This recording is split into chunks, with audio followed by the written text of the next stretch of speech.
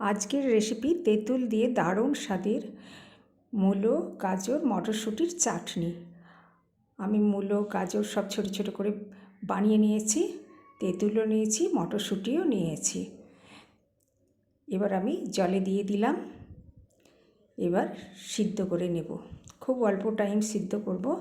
সামান্য লবণ দিয়ে দিলাম, এবার ঢাকে দিলাম। হয়ে গেছে, এবার ছড়িয়ে নেব। জলটা ভালো করে ছড়িয়ে নিতে হবে। এবার জল ফুটতে দিয়েছি, একটা ছিদ্রযুক্ত থালা বসিয়ে দিলাম। এবার মটরশুঁটিগুলো দিয়ে দিলাম, মটরশুঁটিগুলো ভাপিয়ে নেব। এবার ঢেকে দিলাম। 5 মিনিট পর খুলছি, দেখুন সিদ্ধ হয়ে গেছে। এবার আমি নামিয়ে নেব। দেখুন ঢেলে নিলাম, 3টে কালার কত সুন্দর লাগছে। এবার আমি জলে তেঁতুল দিয়ে দিলাম, এবার ঢেকে দিলাম। সিদ্ধ হয়ে গেছে তেঁতুলগুলো। এবার আমি কড়াই বসিয়ে দিয়েছি, চিনি দিয়ে দিলাম 2 চামচ,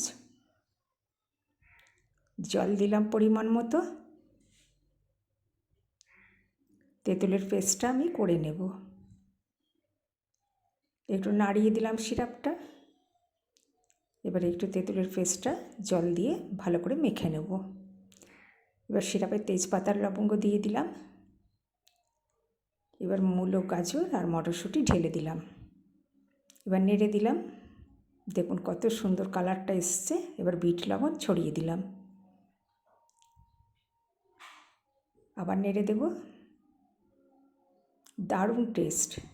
এবার বড় এলাচ আর ছোটো এলাচ পেস্ট করে রেখেছিলাম, ওটাও দিয়ে দিলাম।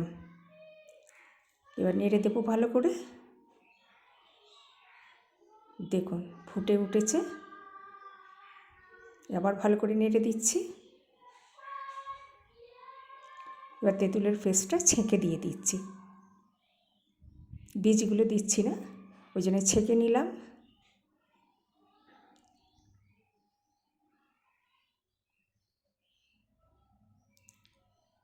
আবার ভালো করে নেড়ে দেবো।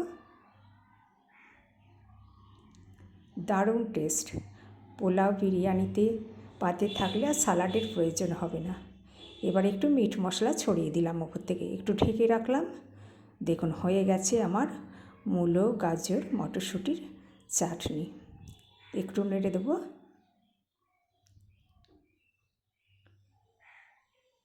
আমার রেসিপিটা ভালো লাগলে সাবস্ক্রাইব করে পাশে থাকা বেল আইকনটি অন করে দেবেন, তাহলে নতুন নতুন ভিডিও আপনার কাছে পৌঁছে যাবে। কমেন্ট করবেন, লাইক করবেন। দেখুন হয়ে গেছে, একদম রেডি।